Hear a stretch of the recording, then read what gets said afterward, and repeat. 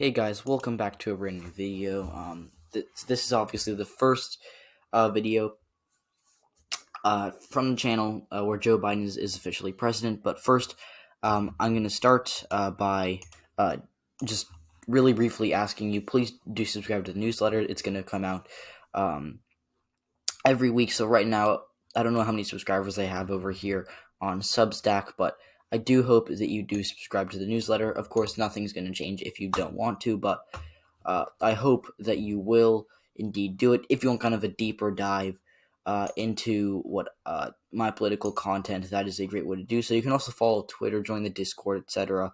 There are many perks you can get, from following the social medias or logging onto Discord and going on the server. You can also, if you do so choose and you want to get perks, you can donate to the Patreon. Of course, that.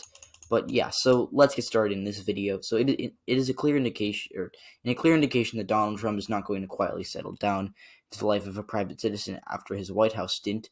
A new report on Wednesday says he is discussing forming a new political outfit called the Patriot Party. So I haven't read this article because I just finished doing my homework and I now need to film a video. But essentially, the Patriot Party, I'm guessing the Republican Party, the establishment of the Republican Party is very pro corporations. They're very pro, they're neoconservatives. Donald Trump is more of a paleoconservative. So, for those of you who don't know, paleoconservative, I'm trying to dance around this topic. It's hard to describe, but a paleoconservative is essentially a conservative who is more of a nationalist than just a, constitutional conservative. The way, Mitch McConnell is very different from Donald Trump. That Donald Trump is a nationalist, is anti-free trade. He's pro-border wall. He's,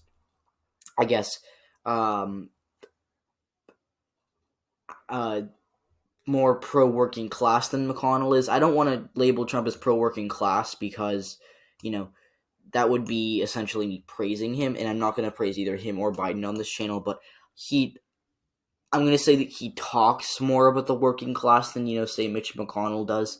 So I think that the Patriot Party would label themselves as an America First nationalist party. And I think their key policies would be restricting immigration, bringing American jobs back from overseas, anti-free trade. Overturning Roe v. Wade is just the Republican Party as a whole, as well as overturning Obergefell v. Hodges. If that was the ruling, that essentially gave gay people the right to marry. So, yeah. But the Patriot Party would be more right-wing than the Republican Party in most aspects. I do think that it would have more of a healthcare plan, but we'll have to see. So, yeah. Following the riots in Washington on January 6th, when Trump supporters breached the Capitol after being egged on by the president himself, he faced severe criticism, with many Republicans deserting him and the Congress impeaching him for a second time. Since then, Mr. Trump discussed the possibility of such a party with several aides and other people close to him. He wants to name it the Patriot Party, reported the Wall Street Journal. In a farewell speech, Mr. Trump said his movement is just the beginning. A new party by Mr. Trump could help him continue exercising influence once he leaves the office of president. In a farewell message released by the White House on Tuesday, Mr. Trump told his steadfast supporters, "The movement we started is only just beginning. There's never been anything like it. I go through this majestic place with a loyal and joyful heart and optimistic spirit, and a supreme confidence for our country and for our children. The best is yet to come," Mr. Trump said. So he's been criticized for the riots and pursuing an election fraud campaign without offering any evidence. He still has the support of many Republicans who remained loyal to him during his second impeachment process, too. The former president had to follow with several allies, such as Vice President Mike Pence, Senate Majority Leader Mitch McConnell, among others. Mr. McConnell recently blamed Trump for the Capitol riots, stating that the mob was fed lies. But Mr. Trump continues to remain popular among Republicans and has a solid base of supporters, something that was visible in the increase in votes that he got in the 2020 election. I think that they're wrong when they talk about, he has a solid base of supporters. He absolutely does, but that's just because there was higher turnout overall. So, of course, he got more votes than he did in 2016, just to point that out. However, the details for the new party are sketchy and would require a lot of efforts, as there will certainly be resistance from the Republican Party itself, a report said.